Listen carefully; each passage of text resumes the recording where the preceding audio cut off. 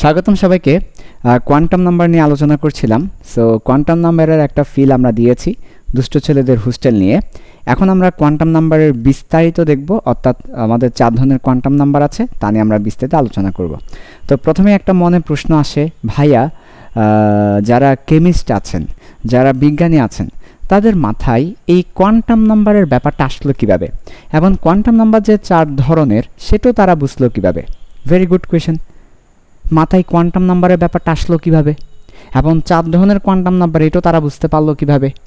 কীভাবে এই ব্যাপারটা এসেছে? হ্যাঁ, তো এই ব্যাপারটা কীভাবে এসেছে সেটা ভালো করে খেয়াল করো। আমরা জানি 1913 সালে বোর, এরপর পরবর্তীতে ডি ব্রকলি, হাইজেনবার্গ, শ্রোডিঙ্গার এরা আমাদের এই পরমাণুর মডেল নিয়ে কাজ করেছেন, কোয়ান্টাম পরমাণু মডেল নিয়ে তারা কাজ করেছেন, তাই না? সো এই যে আমাদের 1913 সালের পর থেকে যখন পরমাণুর কোয়ান্টাম মডেল নিয়ে তারা গবেষণা করছিল, তখন তারা একটা ব্যাপার লক্ষ্য করেছে। তারা কী নিয়ে কাজ করেছিল? হাইড্রোজেন পরমাণু নিয়ে। কী নিয়ে? হাইড্রোজেন পরমাণু নিয়ে। তো হাইড্রোজেন পরমাণু নিয়ে তারা বিভিন্ন পরীক্ষা নিরীক্ষা এক্সপেরিমেন্ট কাজ করার সময় তারা একটা ব্যাপার লক্ষ্য করেছেন। আবার বলছি, 1913 সালের পর থেকে বোর, তারপর শ্রোডিঙ্গার, এরপর আরও যারা যারা কোয়ান্টাম পরমাণু মডেল নিয়ে কাজ করেছেন, হাইড্রোজেন পরমাণু নিয়ে যারা কাজ করেছেন, তাদের বিভিন্ন টেস্ট পরীক্ষা নিরীক্ষায় একটা ব্যাপার তারা লক্ষ্য করেছেন। সেটা কি? দেখো ভালো করে। তাহলে আমরা যদি এখানে তোমাদেরকে হাইড্রোজেন পরমাণু এঁকে দেখাই, এটা হচ্ছে হাইড্রোজেন পরমাণু, আর এই হাইড্রোজেন পরমাণুকে আমরা গ্যাসে পরিণত করলাম। সো হাইড্রোজেন পরমাণু গ্যাস, সেই গ্যাসটাকে একটা পাত্রের মধ্যে নিলাম। সো এই পাত্রের মধ্যে হাইড্রোজেন পরমাণুর গ্যাস আছে, হাইড্রোজেন পরমাণুর গ্যাস আছে। তারপর আমরা একটা ব্যাটারির সাথে কানেক্ট করলাম, ব্যাটারি প্লাস, ব্যাটারির মাইনাস, ব্যাটারির সাথে আমরা কানেক্ট করলাম। হাই ভোল্টেজ, অনেক বেশি উচ্চ ভোল্টেজ আমরা এখানে দিলাম, হাই ভোল্টেজ, উচ্চ ভোল্টেজ আমরা এখানে দিলাম, ঠিক আছে? তখন তারা লক্ষ্য করেছে যে হাই ভোল্টেজে, হাই ভোল্টেজ মানে হাই এনার্জি, উচ্চ ভোল্টেজ মানে উচ্চ শক্তি। অনেক সময় দেখা যায় তোমরা এটাকে তড়িৎ চালক শক্তি বলে ফেলো, তড়িৎ চালক শক্তি বলে ফেলো। তার মানে ভোল্টেজের সাথে শক্তির একটা সম্পর্ক আছে। হাই ভোল্টেজ মানে হাই শক্তি। হাই শক্তি যখন আমরা হাইড্রোজেন পরমাণুকে দিব, তখন হাইড্রোজেন পরমাণু থেকে একটা বর্ণালী বের হবে, হাইড্রোজেন পরমাণু থেকে বর্ণালী বের হবে, হাইড্রোজেন পরমাণু থেকে বর্ণালী বের হবে। তা আমরা এই বর্ণালীগুলোকে, আমি এখানে লিখে রাখলাম, হাইড্রোজেন পরমাণু থেকে বর্ণালী বের হবে। এই বর্ণালীগুলোকে আমরা একটা যন্ত্রের মাধ্যমে দেখব। বর্ণালী দেখার যন্ত্রকে কি বলে? বর্ণালী দেখার যন্ত্রকে কি বলে? বর্ণালী দেখার যন্ত্রকে বলা হয় স্পেকট্রোস্কোপি। বর্ণালী দেখার যন্ত্রকে বলা হয় স্পেকট্রোস্কোপি। সো আমরা স্পেকট্রোস্কোপি একটা ডিভাইসে বা মেশিনে এই বর্ণালীগুলোকে দেখব।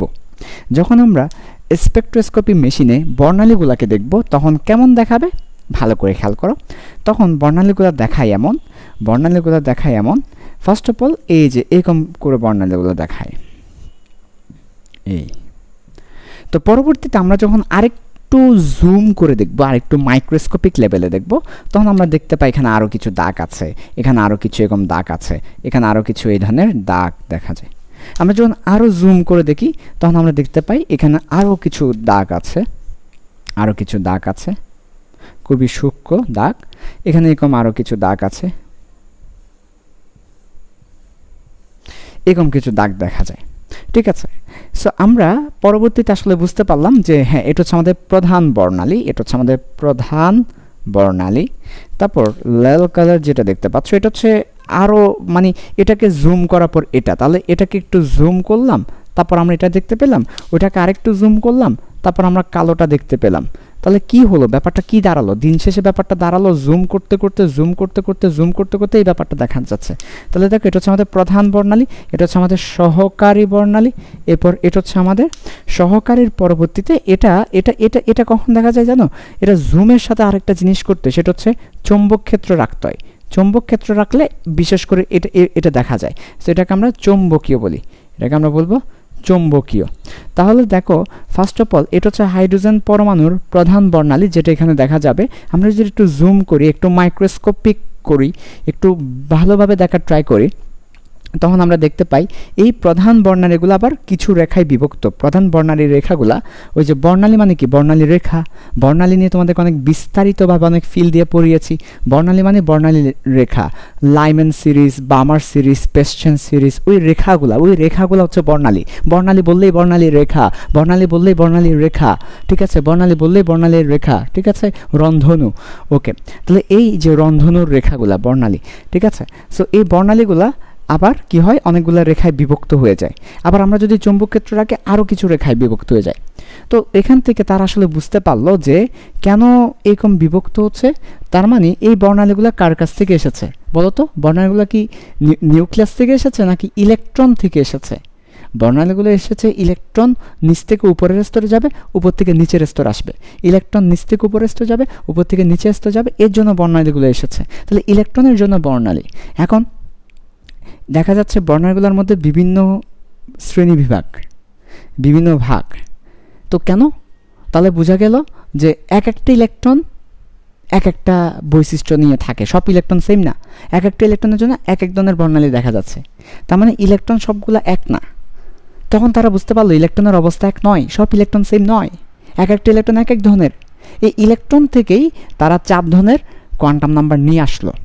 একটা হচ্ছে প্রধান কোয়ান্টাম নাম্বার, একটা হচ্ছে আবার প্রধানের মধ্যে কিছু ভাগ আছে সহকারী কোয়ান্টাম নাম্বার, ওইটার মধ্যে কিছু ভাগ আছে চৌম্বকীয় কোয়ান্টাম নাম্বার, এরপর হচ্ছে আবার ইলেকট্রনের স্পিন। তার মানে এই ব্যাপারগুলো এসেছে দেখো ইলেকট্রন বিভিন্ন ধরনের হওয়ার কারণে, ইলেকট্রনের বর্ণালী বিভিন্ন ধরনের হওয়ার কারণে, ঠিক আছে। তার মানে বিজ্ঞানীদের মাথায় কীভাবে এসেছে যে কোয়ান্টাম নাম্বার 4 ধরনের বা কোয়ান্টাম নাম্বার এত প্রকার?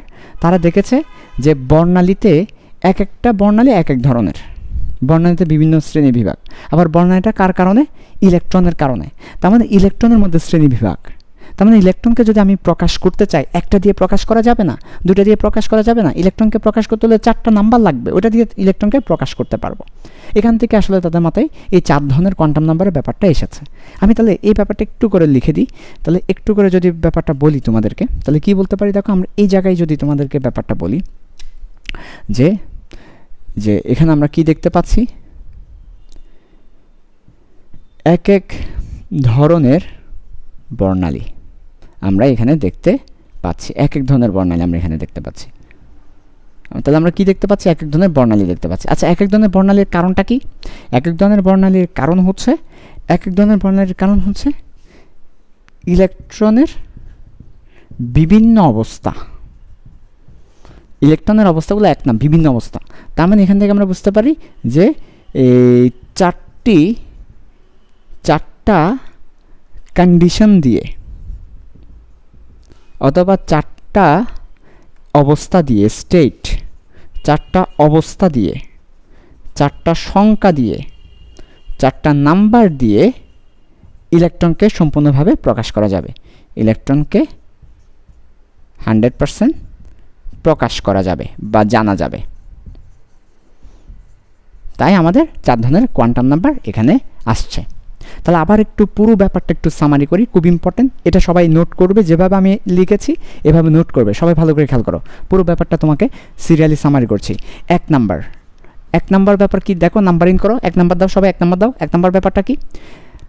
হাইড্রোজেন পরমাণু হাই ভোল্টেজে রাখার ফলে, হাইড্রোজেন পরমাণুর গ্যাস হাই ভোল্টেজে রাখার পরে বর্ণালী তৈরি হচ্ছে। কি তৈরি হচ্ছে? বর্ণালী তৈরি হচ্ছে, বর্ণালী তৈরি হচ্ছে, বর্ণালী তৈরি হচ্ছে, বর্ণালী তৈরি হচ্ছে। এগুলো সব কি? বর্ণালী। তাহলে 1 নাম্বার কি? হাইড্রোজেন পরমাণুর বর্ণালী। এটা কি? এটা হচ্ছে স্পেকট্রোস্কোপি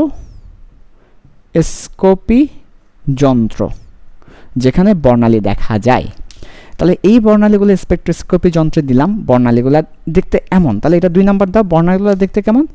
বর্ণালীগুলো দেখতে এমন, এটাকে 2 নাম্বার দাও। বর্ণালীগুলো দেখতে এমন। তাহলে আমরা স্পেকট্রোস্কোপি যন্ত্রে বর্ণালী যেমন দেখতেছি সেটা হচ্ছে এটা। তাহলে এটা কিসের চিত্র? বর্ণালী কেমন দেখায় সেটা। 2 নাম্বার দাও।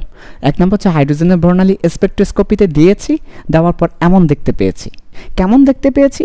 দেখা যাচ্ছে প্রথমত বর্ণালী, ওইগুলো আবার দেখা যাচ্ছে জুম করলে ফেটে যাচ্ছে, মানে বিভিন্ন ভাগে ভাগ হয়ে যাচ্ছে। আবার একটু চৌম্বক ক্ষেত্র রেখে যদি জুম করি আরও কিছু ভাগে ভেঙে যাচ্ছে বা ফেটে যাচ্ছে বা ভাগ হয়ে যাচ্ছে। তার মানে একটা বর্ণালী রেখা একটু জুম করলে দেখা যায় একটা না, একটার মধ্যে দুইটা, একটার মধ্যে দুইটা, একটার মধ্যে দুইটা। আবার ওইটাকে আবার একটু দেখলে দেখা যায় ওটার মধ্যে আবার তিনটা, ওটার মধ্যে আবার তিনটা, ওটার মধ্যে আবার তিনটা। তার মানে এখানে আমরা যেটা বুঝতে পেরেছি সেটা হচ্ছে বর্ণালীগুলা বিভিন্ন ভাগে ভাগ হয়ে যাচ্ছে। প্রথমে একটা, ওই একটার মধ্যে আবার দুইটা, ওই দুইটার মধ্যে আবার তিনটা। হ্যাঁ, তাহলে বর্ণালীগুলো ভাগ হয়ে যাচ্ছে। তাহলে এখান থেকে আমরা বুঝতে পেরেছি যে এক এক ধরনের বর্ণালী। এখন বর্ণালী তো হয় ইলেকট্রনের কারণে, তাহলে এক এক ধরনের ইলেকট্রন। এখন এক এক ধরনের ইলেকট্রন মানে ইলেকট্রনের এক এক ধরনের অবস্থা। তাহলে এই কথাটাই বলেছে, এক এক ধরনের বর্ণালী, এক এক ধরনের ইলেকট্রন, এক এক ধরনের ইলেকট্রনের অবস্থা। তো এখানে আমরা 4 ধরনের অবস্থা দেখতে পাই। একটা ইলেকট্রনের 4 ধরনের অবস্থা দেখা যায়, 4 ধরনের অবস্থা দেখা যায়। তাই ইলেকট্রনকে যদি তুমি 100% প্রকাশ করতে চাও, ইলেকট্রনকে যদি 100% এক্সপ্রেস করতে চাও, তাহলে তোমাকে 4টা অবস্থা বলতে হবে, 4টা কন্ডিশন, স্টেট, অবস্থা, সংখ্যা বলে দিতে হবে। তাহলে এটাকে তোমরা 3 নাম্বার দাও। এই যে ফ্লো চার্টটা, এই যে ফ্লো চার্ট হবে 3 নাম্বার। সো এইভাবে করে নাম্বারিং দিয়ে পড়ো। 1 নাম্বার হচ্ছে বর্ণালী, 2 নাম্বার হচ্ছে বর্ণালীতে কেমন দেখাবে সেটা, 3 নাম্বার হচ্ছে ফ্লো চার্টটা। এখান থেকেই তোমার কোয়ান্টাম নাম্বারের ধারণাটা এসেছে। সো আমরা এই 3টার মাধ্যমে কি পেলাম, কোয়ান্টাম নাম্বারের ধারণাটা কিভাবে এসেছে, কোয়ান্টাম নাম্বারের ধারণা কিভাবে এসেছে সেটা আমরা বুঝতে পেরেছি কিভাবে এসেছে। তাহলে সবাই ফাইনালি একবার হেডিংস দাও, কোয়ান্টাম নাম্বারের ধারণা কিভাবে এসেছে। তারপর 1 নাম্বার দাও এটা, তারপর 2 নাম্বার দাও এটা, তারপর 3 নাম্বার দাও এটা। তাহলে এই হচ্ছে কোয়ান্টাম নাম্বারের ধারণা কিভাবে এসেছে সেটা, কোয়ান্টাম নাম্বারের ধারণা কিভাবে এসেছে সেটা। সবার বলো তো, প্রথমত আমরা হাইড্রোজেন পরমাণুর বর্ণালীকে স্পেকট্রোস্কোপিতে দেখতে গেলাম, দেখি সেখানে একটা বর্ণালী, ওটাকে আবার একটু জুম করে দেখা যায় ওটার মধ্যে আরও 2টা, ওটার মধ্যে আরও 2-3টা। তাহলে এভাবে বর্ণালীগুলো ভেঙে যাচ্ছে, এক এক ধরনের বর্ণালী দেখা যাচ্ছে। এরপর আমরা ফ্লো চার্টে দেখলাম এক এক ধরনের বর্ণালী, তার মানে ইলেকট্রনের এক এক ধরনের অবস্থা। তাই ইলেকট্রনকে প্রকাশ করতে হলে 4টে অবস্থা প্রকাশ লাগবে। এটা হচ্ছে কোয়ান্টাম নাম্বারের ধারণা। বিজ্ঞানীদের মাথায় এই বর্ণালী থেকেই কোয়ান্টাম নাম্বারের ধারণা এসেছে। তাহলে কোয়ান্টাম নাম্বারের ধারণা কোথায় থেকে এসেছে, বর্ণালী থেকে। কোথায় থেকে, বর্ণালী থেকে কোয়ান্টাম নাম্বারের ধারণা এসেছে। সো এই হচ্ছে কোয়ান্টাম নাম্বারের ধারণা কীভাবে এসেছে সেটার ব্যাখ্যাটা। ওকে।